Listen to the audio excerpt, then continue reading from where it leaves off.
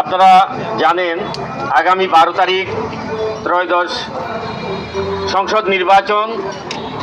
এই সংসদ নির্বাচনে ইসলাম, দেশ, মানবতার পক্ষে পীর সাহেব চরমোনাই আমাকে ইসলামী আন্দোলন বাংলাদেশের পক্ষ থেকে হাত পাকা প্রতীকে আমাকে সংসদ সদস্য হিসাবে উনি প্রার্থী দিয়েছেন।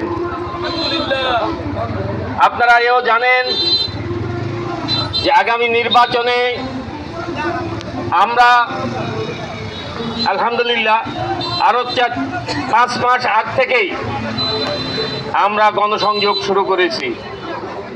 এতে গিয়ে আমরা দেখেছি সাধারণ মানুষ আমাদেরকে সমর্থন দেয় এবং তারা উজ্জীবিত হয়েছে।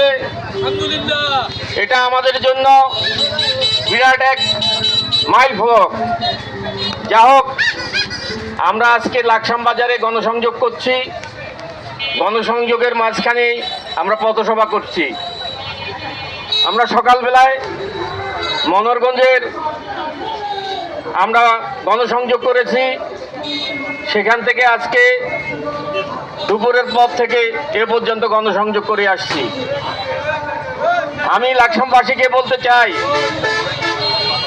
যদি আল্লাহ তাআলা আমাকে কবুল করেন, আমি যদি সংসদ সদস্য হিসাবে আল্লাহ আমাকে জয়যুক্ত করান, তাহলে এদেশে বিশেষ করে লাকসামে চাঁদাবাজি, খুন, গুম, রাহাজানি ইনশাল্লাহ আমি কঠোর হস্তে দমন করব।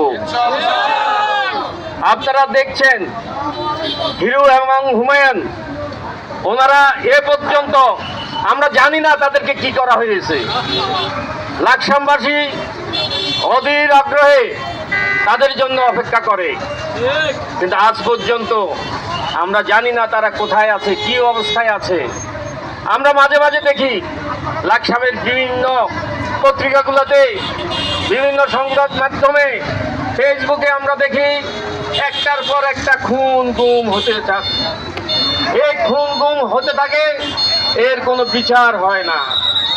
আমরা আশা করতেছি আল্লাহ পাক যদি আমাদেরকে কবুল করেন, আমরা যদি সংসদে যেতে পারি, এগুলো সুষ্ঠু তদন্ত করে আমরা বিচারের অধীনে নিয়ে আসবো ইনশাআল্লাহ। আমি যারা আমার সাথে আজকে গণসংযোগে একত্রিত হয়েছেন, গণসংযোগ করেছেন, আমি ওনাদেরকে ধন্যবাদ জানাচ্ছি।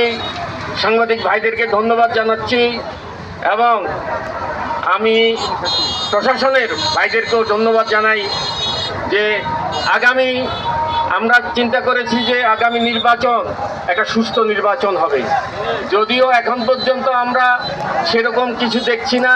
আশা করতেছি অল্প সময়ের মধ্যে হয়তো প্রশাসন এই ব্যাপারে একটা সুষ্ঠু তদন্ত করে একটা ব্যবস্থা নেবেন।